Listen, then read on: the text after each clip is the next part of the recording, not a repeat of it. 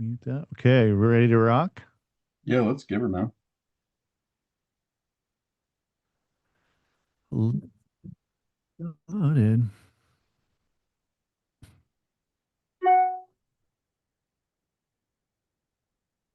I'm used to saying good morning, but we're actually getting to lunch here, Manitoba time. But I'm just going to let the audience get in here.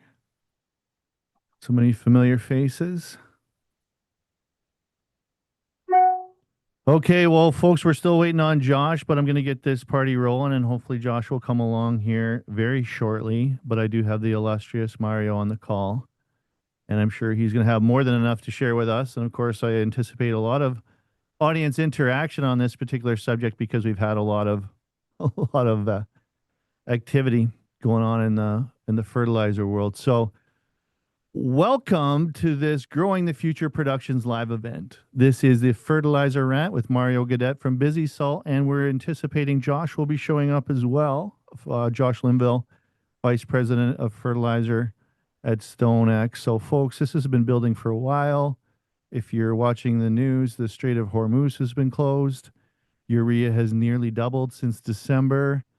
Global ammonia production is down 30 to 35%, and spring is here. We brought two of the sharpest voices in the fertilizer space, but we got one for sure. You're gonna have to double Maybe one if duty. Josh shows up, eh? We're giving half your money back, folks. Don't worry. You're getting half your money back. Yeah. So, we went. This all came out of a conversation I was having with Mario the other day, and he just went on this epic rant, and he's got a lot of inside information about how the fertilizer business works. So we're going to get into that, and he talks to a lot of producers and fertilizer retailers all over North America. But I just want to set the stage, and I have a really great document for you that I'm going to share. That has a lot of what's going on. It's incredibly informative. I've created this for you for your viewing pleasure, free of charge. We're looking today at what Josh Linville has called the worst economic environment for farmers that he's ever seen. I'd love to ask him more about that when and if he comes on the call. But are you feeling that way? Are you feeling that this is the worst environment in the history of mankind for farming? NOLA urea, that's the benchmark, has gone from $350 a short ton in December to nearly 700. And he says we're still at a discount to the global replacement cost. On top of that, Peter Zeihan, the geopolitical strategist, he just put out a piece saying that Qatar's LNG facility has already been hit, and that facility alone is responsible for about 11% of global ag production. So I just want to make sure that I'm recording here. Yeah, I'm recording. So uh, the Persian Gulf collectively accounts for a third of global ammonia output. All that's gone to zero. Meanwhile, China isn't exporting urea. India can't get the gas to run their plants. European production's only running at 75%, and global stockpiles, they don't exist. And as I said in my email, dogs and cats living together, pandemonium. Um, there's no strategic reserve for fertilizer. So today, we're going to dig into all that. But before I get rolling, I would be remiss if I didn't mention our platform partners. I'm going to put their links into the chat here. Crop Aid Nutrition, our annual platform partner in the soil health space. If you're thinking about soil health and crop nutrition heading into this season, these are the folks you need to be talking to. I'm going to drop Calvin's email and the Crop Aid website link right into the chat. Nutrition.com. Check them out. Hammond Realty, our platform partner as well. His team and I are going to be doing some really collaborative things together. Very interesting. And we're going to work on an event here shortly about the difference between what premium land is getting versus marginal land is starting to show up on the statistical pentometer. I just made that up, but I'm sure it's a thing. If it's not a thing now, it'll become a thing. Uh, Grip, our farm management technology partner. If you're running an operation, you don't have a system for tracking equipment, logging issues, managing maintenance, and keeping your team on the same page, you got to look at Grip. We're using it on the farm. I'm going to put a link into the chat as well that we've got a free consultation for folks that want to find out the pain points in their business. And then Bone Trail Originals event giveaway. We did this last time. Jeff makes beautiful items that show your appreciation in the world.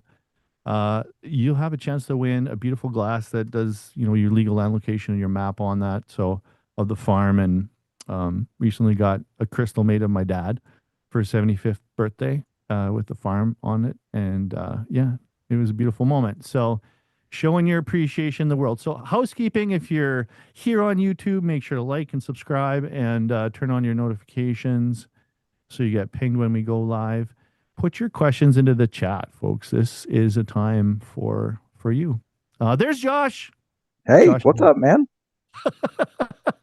were you coming down to Ski Hill and just grabbed your Zoom? Is that what happened? Oh, you know it, man. It turns out 46 is not the year of your life to figure out how to ski. So I am going to sit in the little condo here. The boys go out and they're giving me updates, and Yeah. unfortunately, it's a lot of slushy snow, a lot of rocks and dirt that's showing. It's been a bad year for Colorado for snow, but they're making do. Nice. Well, I didn't know we were going to get the snow forecast from Colorado, but that's a There you bonus. go. And I'm glad that you didn't come in like a full body cast or something at the bottom of the hill. You're all in one piece, so that's looking really good. So we do have two amazing folks that are killers in the fertilizer industry that are going to riff back and forth, and I'm going to let both of them rant, and then we're going to go to the questions really quick because this is all about you. But I did have a quick poll here for everybody. Where are you at with your 2026 crop plan? Are you locked in and not looking back, or is your plan set but I keep second guessing it? Are you still tweaking, waiting on a few numbers? My plan has a plan of its own at this point, or my plan will depend on what gets tweeted. Um, Waiting for that next tweet to come out before you know what to do next. But that'd be Josh's tweet, though. I think I'm not an active X Twitter guy. are we waiting for Josh's tweet, or are we waiting for Trump's tweet this morning from the? Well, From the it could be both. You hear one and then you verify with Josh. I think is the way it goes. well, I Josh has got a huge X presence, don't you? You're really active there, hey? Yeah, it's the one place I can kind of get the message out there and try and keep everybody up informed and everything like that. It doesn't really change the market, but at least everybody knows the what's and the whys and the wheres. It's Yeah, amazing no, how X is the ag network chat group. It's like the biggest group chat for agriculture Mhm. out there. Yeah. Everyone, you want to know something going on in agriculture, go on X. You'll find it. Yep. absolutely. And yet Well, you do have to watch who says what though, right? I mean, like For anything, sure. everybody starts to figure it out, and it's kind of like, oh, okay, what's right, what's wrong? And I'll tell you Yeah. what, over the last 3 to 4 weeks, you've seen a lot of brand new voices. I have never once in my life seen talk about fertilizer, and all of a sudden they're experts in the field. It's like, whoa, wait a minute, that's not quite right. And I'll tell you what, man, that's why we always sit there and say, listen to all the stories out there. But at the end of the day, man, your best relationship, your best story comes from your local retailer, your supplier. They're the one that knows what's available, what's not, where everything is.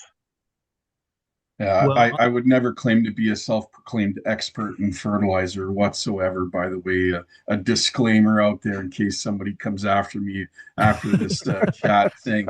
Dan Aberhart said you were one of the brightest minds in fertilizer. I will never hold that title what ever. do you mean this isn't financial advice? I'm going to go lay it all Yeah, down on. yeah, yeah, yeah. I'm bullish on fertilizer, but yeah. So this all came out of a really interesting conversation we had the other day, Mario, and then world events are playing into this, and we kind of had a big rant, and we're going to let Josh give us all the statistics and the angles. And I think you're cutting yourself short by saying you're not a fertilizer expert, but set the stage. When we published this event, a lot of people were shocked to see that number, sulfur going from 70 to 600, like an 8x.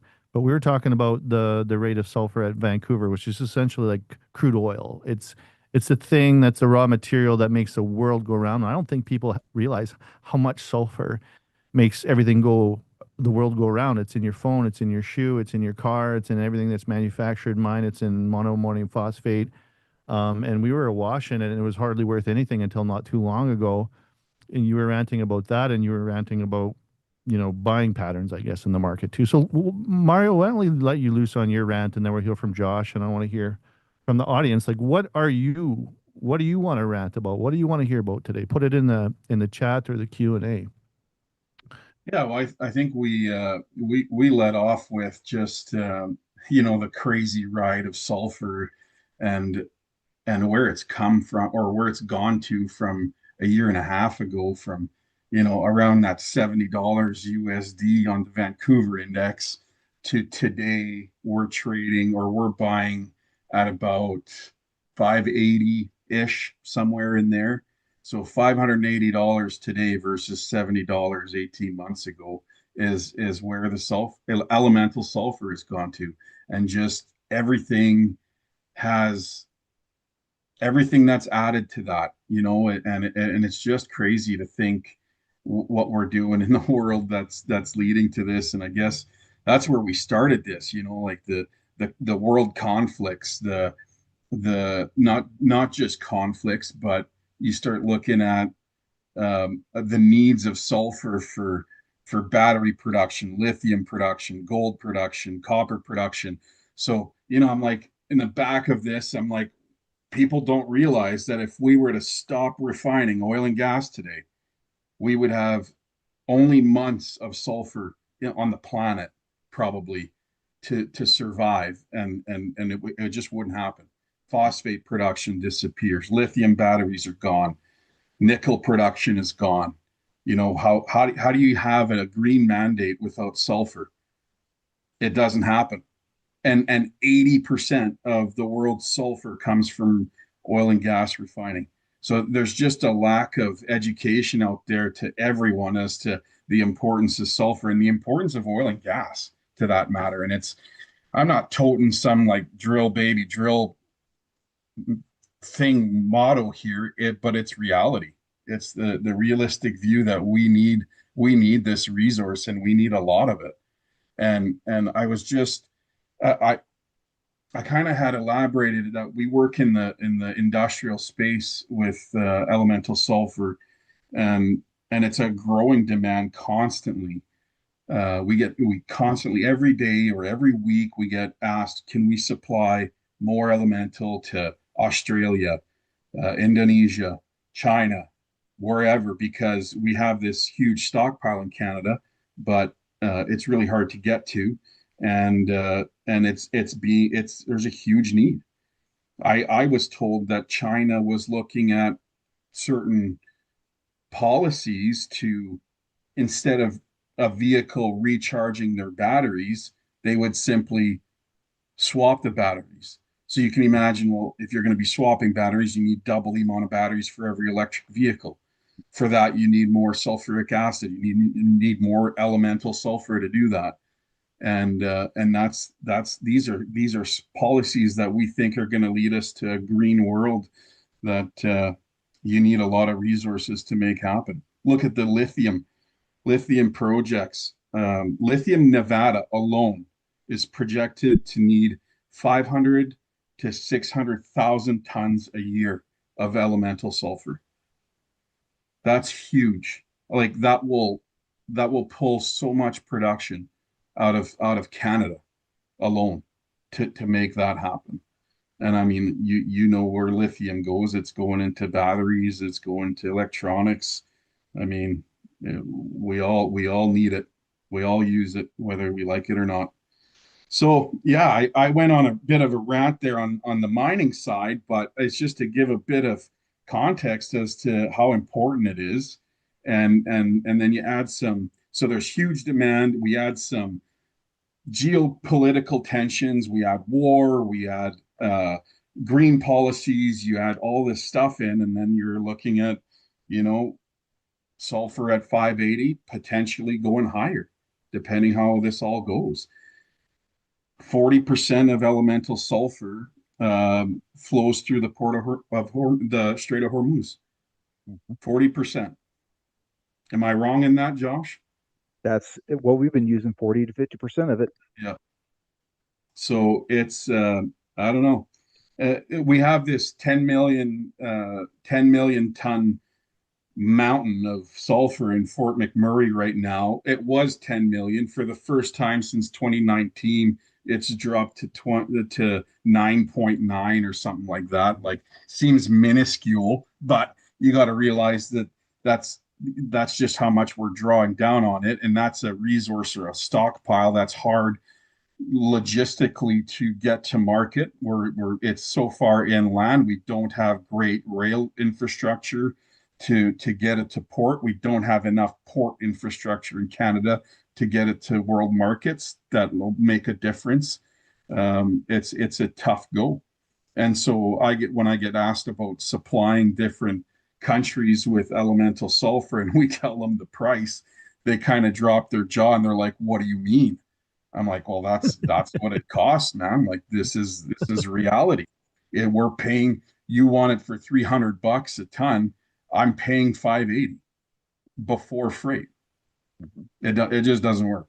So then yeah, as far as buying times, I just reflected back to like this past summer, and we were constantly like, "Okay, Mr. Retail or wholesaler, you guys need to start buying. This isn't going away." And there was always this gut feeling, "Oh, the market's going to drop though. It'll change. It'll drop. It'll change."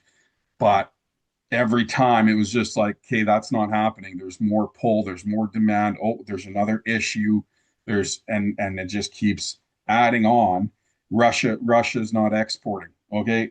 That's not new to this year, but it's adding pressure to all the current piles, and we're creating our own nightmare, and we're adding to it on the farm level by procrastinating decisions. That's what I feel. It's like we don't make the decisions early on, and then it's like, well, I'm going to wait and see, and then that wait and see turns into, well, it's gone up, so I might as well wait a little longer, and then now there's like, well, what do I do today? What's the decision? Well, if you would have bought in maybe smaller chunks, would that have, at least you would have known your cost of production, at least you would have known, you wouldn't have been leveraging all at one end or the other. And I always feel like, is that something that it's easier said than done? I know that. I farmed. I know it's way easier said than done, but I think it's important. Spread your risk. And so that was our huge rant, and we went into other things too. I'm not judging anyone. I'm not telling that that's the way you got to do it. I get that cash flow is important, and things are dynamic and things change, but I think now we're at a point at the retail level, from what I'm hearing, where they're not taking positions on product. In fact, I talked to a friend of mine who works at retail in Saskatchewan, and he's like, "I'm a little bit long on product that I'm going to get rid of, not because he's like, he told me he's got less than what he would typically go through in a year, but he is down on bookings and he's not willing to hold it, even though he thinks his customers may need it. But cash is king, and he can't take the risk of holding it forever." So, and I've heard that even traveling through the Midwest last week, where a couple majors were returning urea and phosphates because they don't want the position on it, the price on it, the risk on it, and people aren't buying. And if you're not coming with cash in hand, they're not booking it. And that's a huge change. So I'm curious what Josh has to say, because that's kind of what I'm hearing on the landscape of things, which is very interesting. We're seeing on the elemental sulfur right now, we're probably priced. I know we're priced below market, but we hedge a bit. We try to do our best on that, and then as things change, we got to ramp up the price. But I mean, we're if you haven't bought and you need it, it's now or never kind of thing. Well, I'm going to let Josh roll on his rant, and I'm sure he's got a lot of things that he can respond to there. But the poll indicates that 60% of folks are locked in and not looking back. So that is good news. And there's 20% that are still second guessing a bit and still tweaking at 17%. And 2%, their plan has a plan of its own. But Josh, you can probably inform us, like, how did the world flip? Because it didn't seem that long ago. Oil was cheap. We were awash in sulfur. We're going along. We had 80 years of peace here. All of a sudden, that seems to be disrupted. But I think this ripple, like, can you explain what it means to go from $70 sulfur to damn near 600 and maybe going higher, when this is probably the most ubiquitous element used in mining and manufacturing and making the modern world of almost anything? Yeah, so we obviously we look at it from a strict farming standpoint, a strict fertilizer standpoint. And yeah, you start looking at anything sulfur based, And that's a product that has become much more popular over the years. I mean, let's face it, it wasn't that many decades ago. You got free sulfur from rain, right? The environment provided it because we just pumped a Right. lot of that crap in the air and it returned it back to our field. So we got a lot of it free that way. We clean up the environment. And one of the offshoots is, well, that means less of that. You have to replace it. The other part of it is farmers are amazing. The ag tech is amazing. Look at how much better we have gotten at raising crops, our yield potential. Well, the offset of that is great. You're producing more bushels. That's exactly what you need to do. That means you got to replace more nutrients as well. And sulfur is a major, major one of those. Um, but for a lot of people, when they look at sulfur, it's more of a minor, right? They look at nitrogen, they look at phosphate, they look at potash, and say, oh, those are the majors. Those are the only ones to worry about. Well, sulfur's right there. It's like knocking on the door, being the fourth major. But it's also the whole sulfur situation, to your point, Mario, is screwing up globally because right now we've been focused on the Strait of Hormuz and it's shut down. To your point, we've been using like 40-50% of the global sulfur supply. It comes from the Strait of Hormuz. Three of the world's top 10 global anhydrous exporters are behind the Strait of Hormuz. It's Iran, it's Qatar, and it's Saudi Arabia. Well, guess what your two biggest variable rate cost inputs are for DAP production, for phosphate production? It's anhydrous and it's sulfur. So Sulfur. everybody's sitting there talking about, oh, it's fine. Phosphate prices, for example, they're going to fall out of bed. Spring demand is going to be terrible, which I think there's a lot behind it. The way that our market is working, it is acting and feeling to me like our spring demand is going to be down. The farmers have followed through on their threats as they should. But the issue is with the input prices where they are for sulfur and the input prices where they're getting to with anhydrous, everybody's like, we're going to show them, we're going to push this price down to the floor. You don't drop the price very much, and all of a sudden that phosphate manufacturer says, okay, I'll slow down. I'll shut it down. You didn't want it. We're not going to sit there and produce it for a loss. We'll just shut down production for a little while. We'll give everybody a little bit of vacation time. They've been working pretty hard, and we'll see when the market corrects back to a price where we can make money again. Wow. So Josh, on that, so this time last year, I think elemental's probably half of what it is today. Let's Mhm. just use that number. Today, Tampa index is going to be negotiate. They're probably negotiating now. It should be settled here, I would imagine, in the next week or two, Mhm. and that's anticipated probably to settle at or higher than Vancouver sulfur. Mhm. So so already phosphate producers are looking at, okay, I'm now paying double for sulfur to make the same ton of urea of phosphate, sorry. Mhm. And to your point, the anhydrous is going to be substantially more expensive. So we always look at the summer as a summer fill opportunities and the pricing of that. But I can't help but think that with those two numbers as high as they are, and the added risk in the world, that phosphates aren't getting cheaper today for Mhm. summer. I, And I, that production cost is already decided. That production cost is already decided now for what retail is going to have opportunities on for summer fill, in my mind.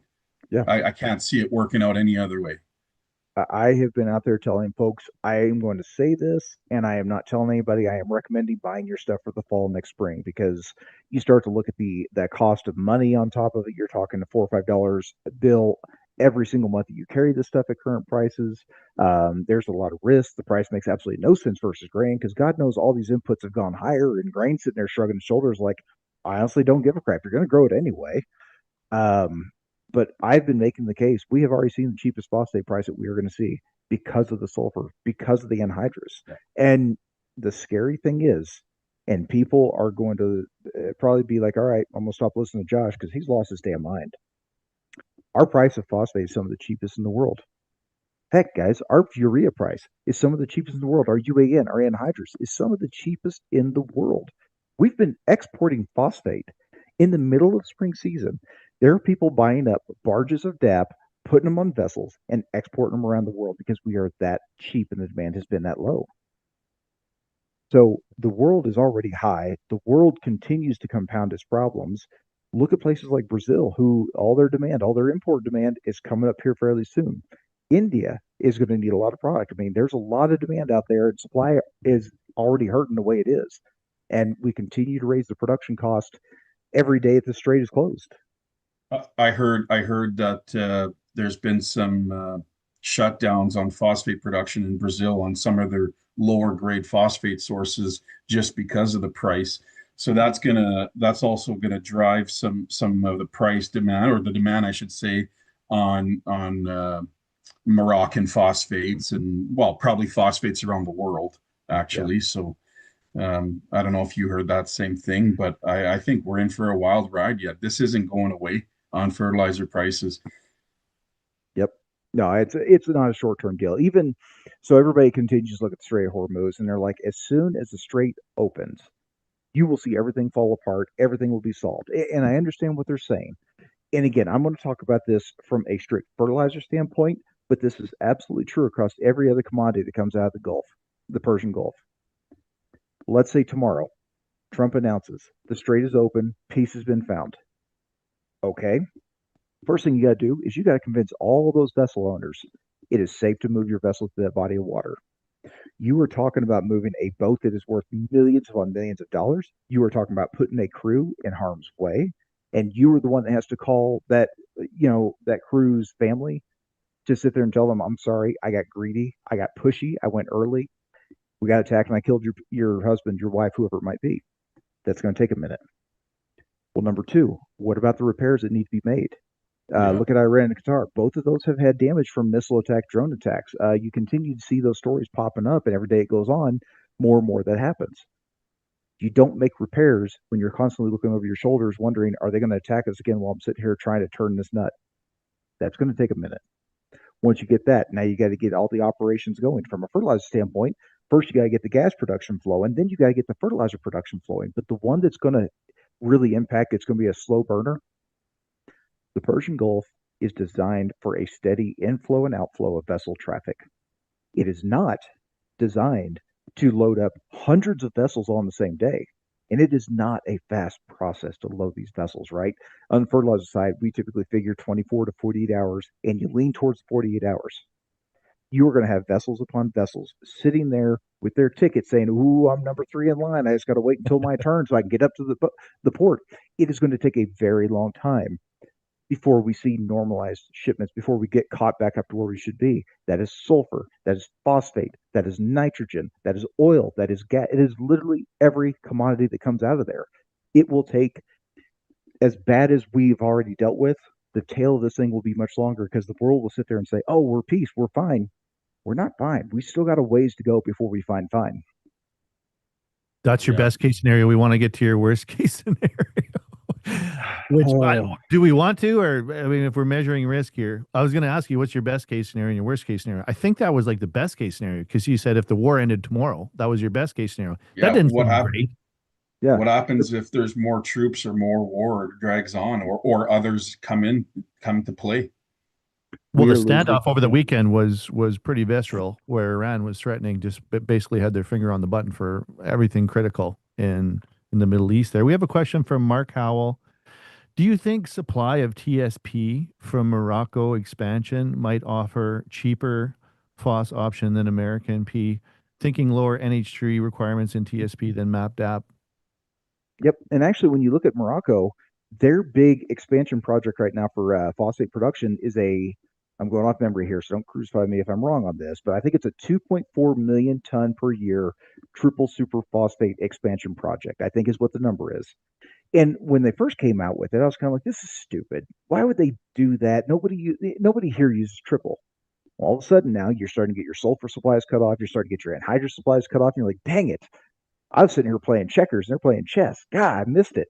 But no, I think it's a product that unfortunately I think we're going to have to start maybe considering a little bit more. The unfortunate part is it's not a popular North America product, a popular phosphate product. So there isn't a whole lot to get your hands on. Number two, the people who have tried triple before have struggled with quality. And I don't know that we can take the quality of the past and say immediately, oh, the quality is crap today because it was bad back then. You've got to give some of these things a fresh set of eyes. Like a lot of the technologies we're looking at, right? Grain prices stink, fertilizer, chemical, seed, everything's high. Some of those technologies you said didn't work. You might want to go back and kind of, dust it off a little bit and say, let's take another quick look at this and see. Maybe it works today. Triple might be that. So yeah, I'm sorry. That's a stupidly long-winded way of me sitting there No, saying, that's great. yeah, I think it's absolutely something that I think we might need to start looking at going forward. What do you see as the delta on that from TSP to MAP or DAP? What's the price difference you're seeing per ton roughly? That's the problem. It is so infrequently traded. There's not really a good delta to go off of there. Okay. It almost acts like a specialty product. There's so little of it out there. And with the places that use it, right, it's big for their area, but those are very, very small pockets out there. I mean, everybody out there is DAP, MAP, MESC. They're the major products. Mario, Yeah. you were talking about buying patterns where you thought maybe with everything that's going on too, farmers might be looking to simplify and get the basics, and some of these fancier problems that might be trying to solve some of the more esoteric, problems on the farm might get left behind. And you have vast experience with all kinds of products. How do you think this is going to affect buying patterns, or how producers are going to fertilize? Well, I think they're gonna be looking at cutting out the fancy stuff. I think it's gonna be you're gonna be chasing basic nutrition. You're gonna be looking at ways to do the same with less. It's gonna be yeah, you're gonna be tightening the belts, and I think that's fair. They have to.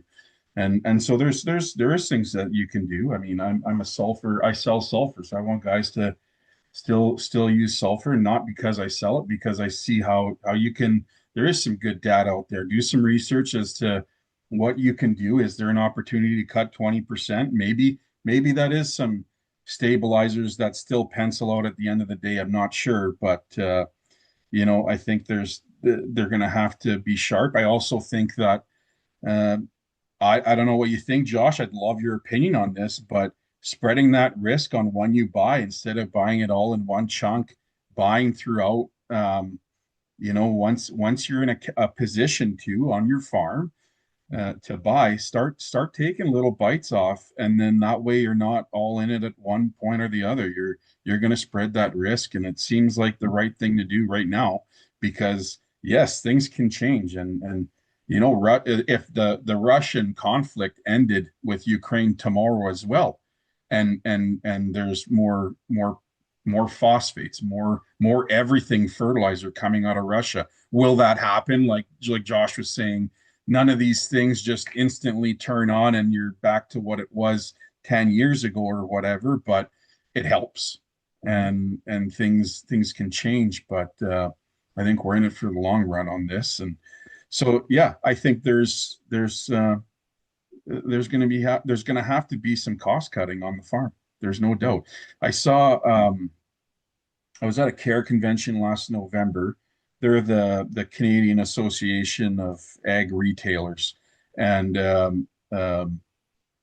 Sean Hano, no, not Sean Hano, Real Talk Ag. Sorry, the name is escaping me. Haney. Sean Haney.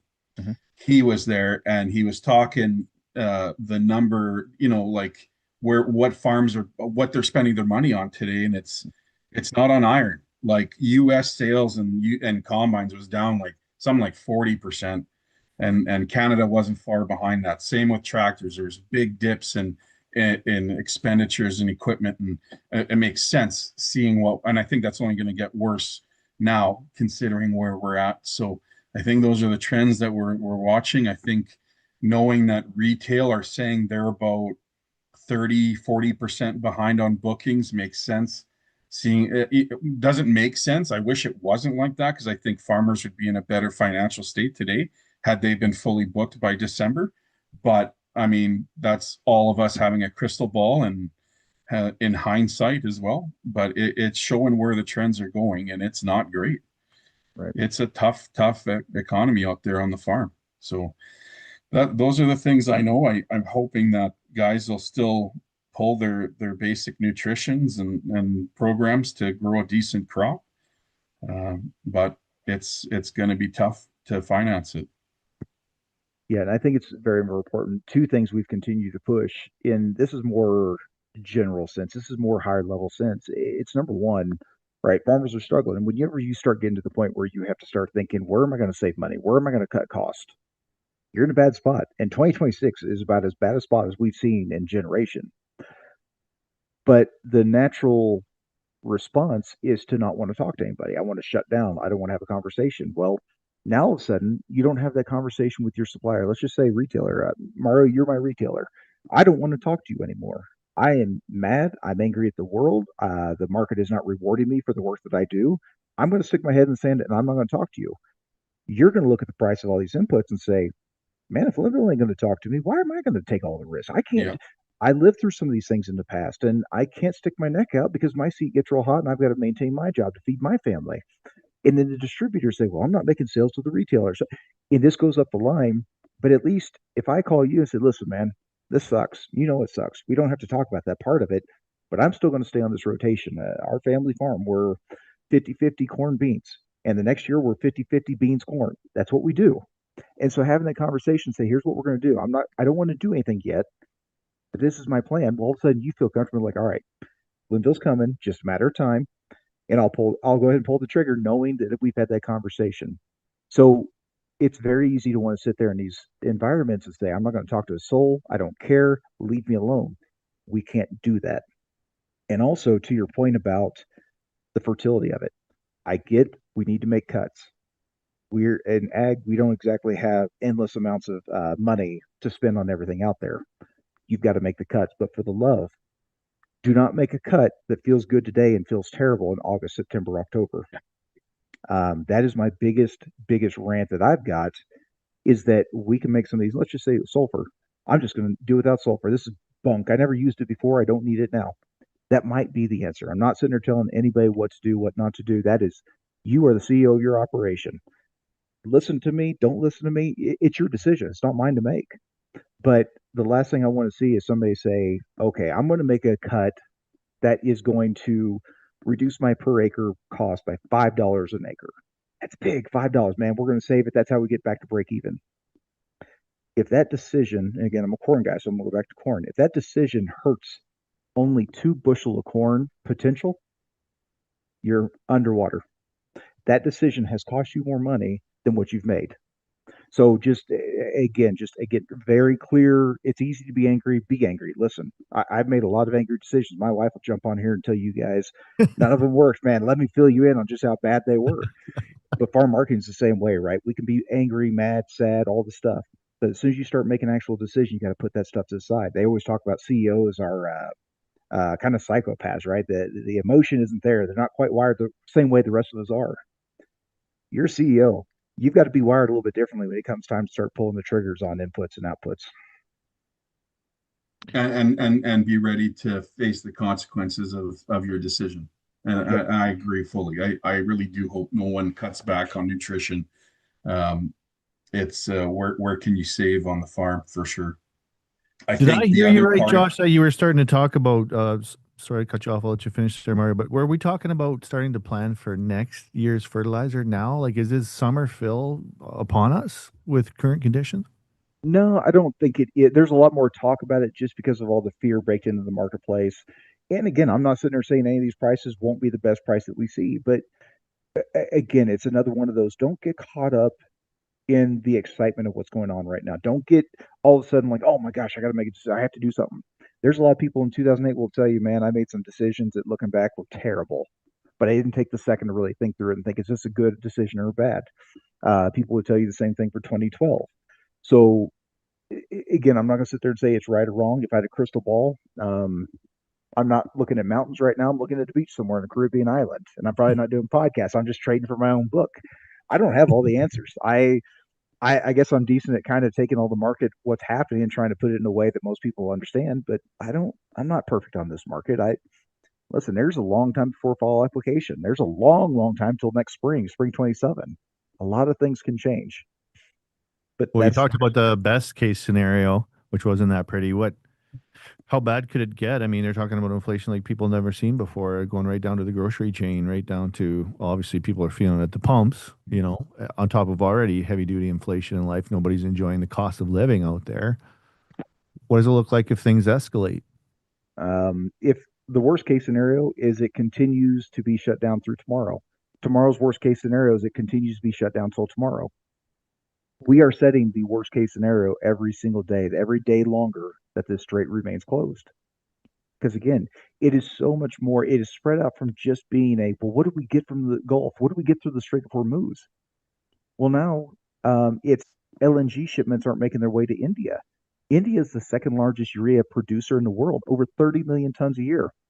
Their production rate of urea right now is 50 to 60% of normal because they cannot get those LNG shipments from the Persian Gulf. This is spreading out to sulfur. Now all of a sudden we're having that conversation. Can't get sulfur supply here. Production costs are going up. The markets are skyrocketing. It's hitting this market, that market, and then the list that you guys made of all the different things that are touched on it. So we're starting to find out all the different things that are going on. Isn't this an opportunity though for Western Canada, where we're like Alberta is technically awash in elemental sulfur? You can see it from space. Like there's giant mounds of it, Mario. Like Right. go get it, Mario. Come on. Yeah, well, man, I'd love to. We need an environment that wants to go get it though. Yeah. We kind of we shot ourselves in the foot for a decade here. You talk out, like, imagine if we had a LNG pipeline heading to Halifax or the East Coast somewhere. What would that look like for Canada today? Yeah. We'd be selling it hand over fist. There'd be thousands of tons shipping out of Eastern Canada, maybe out of Montreal, maybe out of wherever. And we'd be looking like geniuses today. Mhm. Weren't You our know, friends and allies begging for that at the beginning of the Ukraine war, like 5 years they ago? were. They've Yeah. been begging for it for almost 10 years, and we Yeah. still haven't even moved the needle on it. We talk, I think we just, on the rant side of this, I think as a country we need to get our head out of the sand as well and say that these are realities of life. You can't live your lifestyle today without those projects going through, regardless of your beliefs in green or your what is some people call it, the social acceptance, sorry, of projects. There's more to it than that. It's not just about Albertans getting rich or Saskatchewan people getting rich. It's these things they're in need to make the life as we know it today function. And Especially if you want your skip the dishes to come to you with an electric car. yeah, you want your lettuce wrapped burger come to you from an Uber. You better be supportive of some of this stuff, Mhm. because that's how it's going to get there. Even if he shows up in his Tesla, it's going to need the whole bunch of sulfur and natural resources to make happen. And that's where I think we need our head out of the sand. That's about as political as I'll get on this, but Oh, I thought um, you were gonna. This was just But the beginning of the political oh talk. man, I I thought this could go last third was off, but gonna be all I political. don't want to paint that But there picture. is something political about what Western producers pay because we pay these global prices for potash and for Mhm. sulfur when it's, right in our backyard. Like Josh, we've Mhm. got this potash, but it's based off the price that's going to Brazil, and we got this, we got mounds of rock phos if we dig it up. Um, I stood on Kapuskasing where there's 20 million tons. There's problems with that, obviously. There's different things around that, but and then sulfur. Like there's 10 million ton block of sulfur, but it's all based on this world paradigm. And do you think there'll be more impetus for us, Josh, to get more self-sufficient? Like we talked about it before on the podcast, like the barriers to entry to just putting up a fertilizer plant are pretty Mhm. massive and it takes a lot of will, but maybe these are the times where the will starts coming and we start manifesting, we start saying like, look, we got to do this or we're up shit's creek. That's my hope. That's my silver lining of this whole thing. We have been living in a world for a while now on this global approach, like everything's fine, global trade patterns will always be okay. We don't have to worry about this stuff. And frankly, it allows us to live in a world where reality isn't real. Um, yeah, it's so let's take nitrogen for example. The U.S. imports over 5 million ton of urea a year. Why? Why are we doing that? I, I, We have so much gas in the North American marketplace. We are politically stable, Canada and the U.S. Yeah, we may not like our leaders from time to time, and we're always voting them in and voting them out. But politically speaking, we're about as stable as you're going to find in the world. The environmentalists will sit there and say, "Well, it's dirty, and we don't want to produce it here." I will go out on a ledge and guarantee you that our countries can produce it a lot cleaner than a lot of the rest of the world will produce it. Somebody's going to build this. I know that you don't like seeing it in your backyard because that makes you feel dirty inside, But just because it sits in another country, just because it sits in Russia or India or China or something like that, that does not make it better for the world. We can do it. We can have a better environmental approach to it. So I think, if anything, if we walk out of this thing, if there's one thing I hope we take from it, it is that we start to look at it from a little bit of a like, okay, yeah, we were getting pretty reliant on the rest of the world, and we still can. That is optimization, right? In peaceful times, a global trade is the best way. Free market capitalism, things like that, will be the best approach to it. But we also can't get so dependent on it so that when something like this happens, all of a sudden we're looking around like, what the hell do we do now? Well, if we want to go on a rant and we want to get on about morality, I think the more issues we have, the more we hold ourselves back in the civilized world here, the more we have to do things like burn down the Amazon to make more farmland. I mean, that's a direct equation. The other thing is, who is this all going to impact?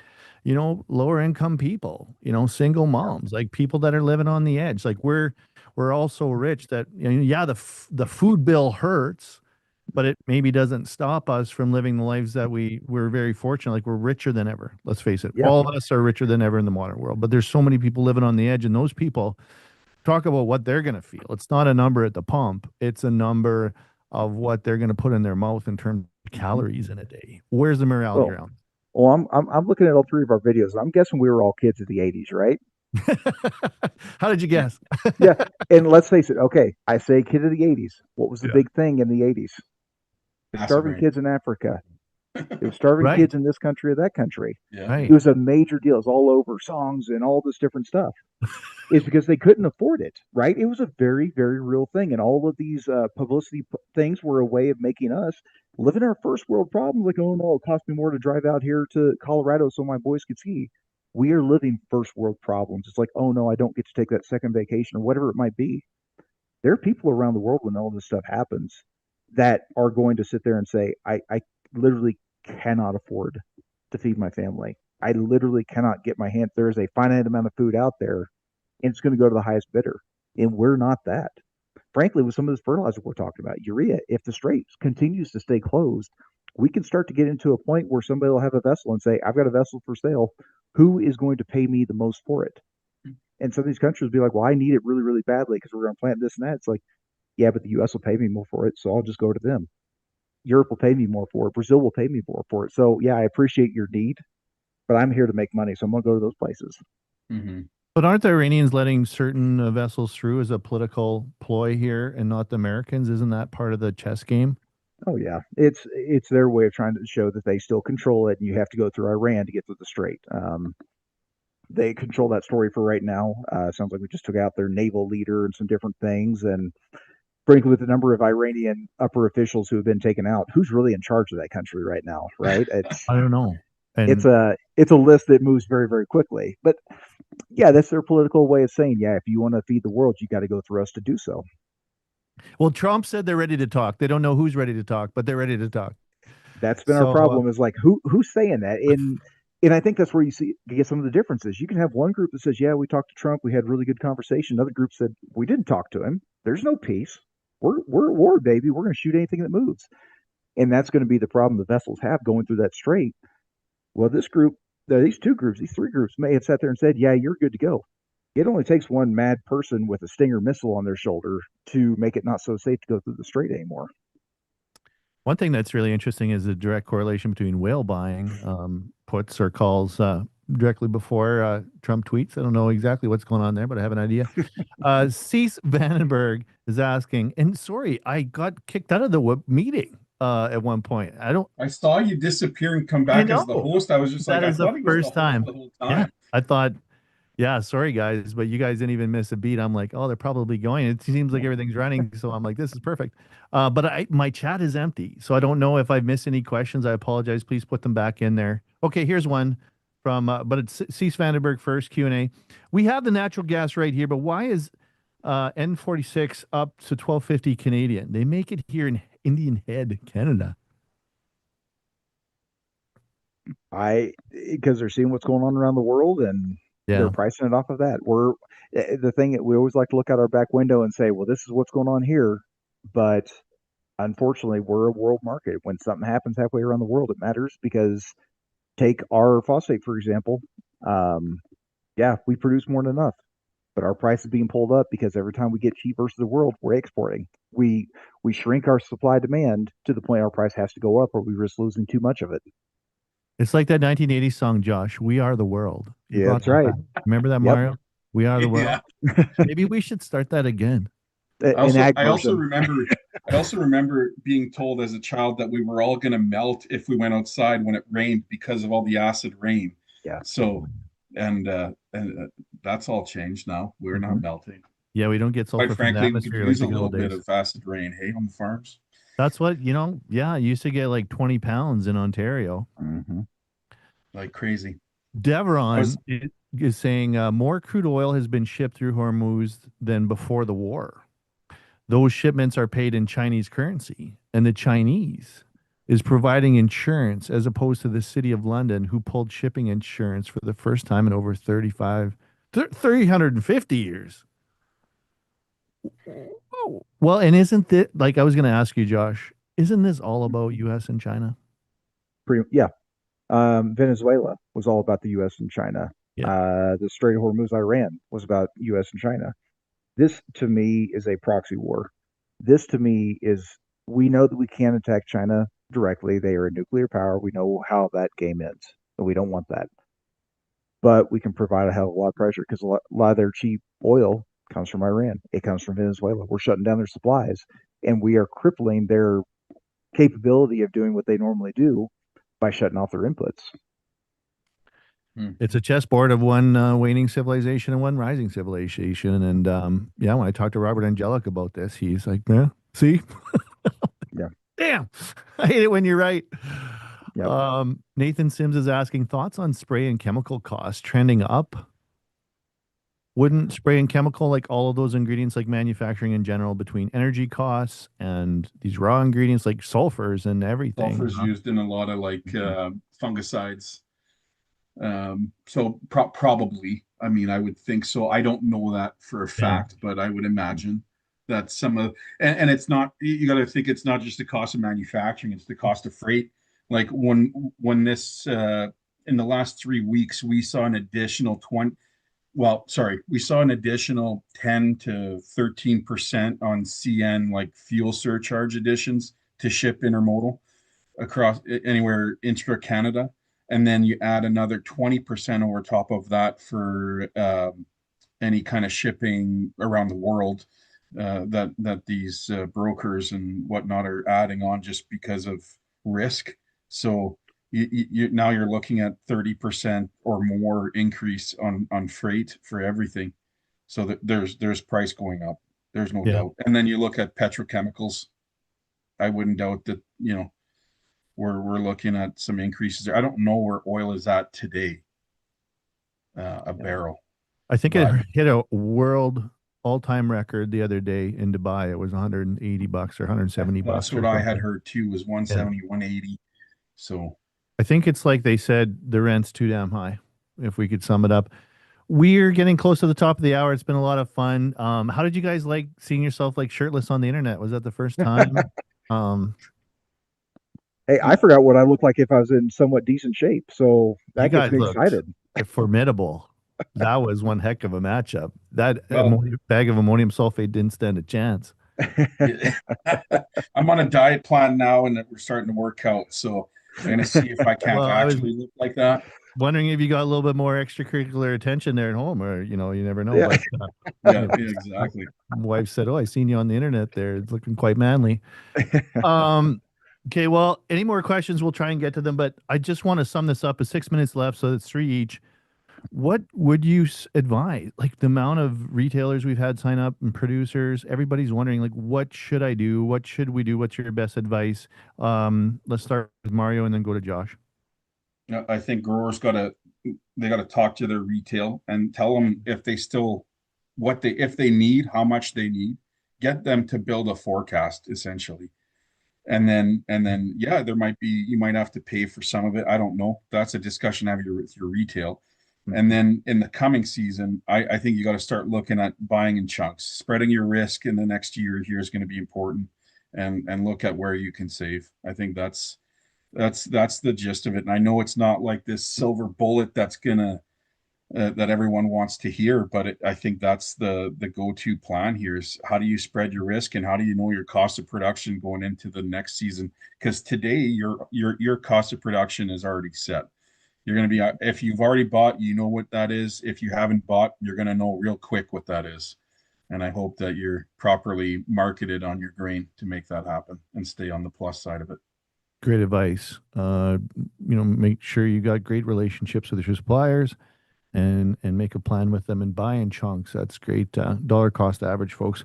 What about you, Josh? You got the final word. I'm putting both your contacts in the chat here. What do you say? What's your advice, Josh? A lot the same. Have that conversation early, often. Too many times we sit there, and this is something that's always confused me. I have yet to talk to a farmer who sells every bushel of grain that they produce in one fell swoop. Yep.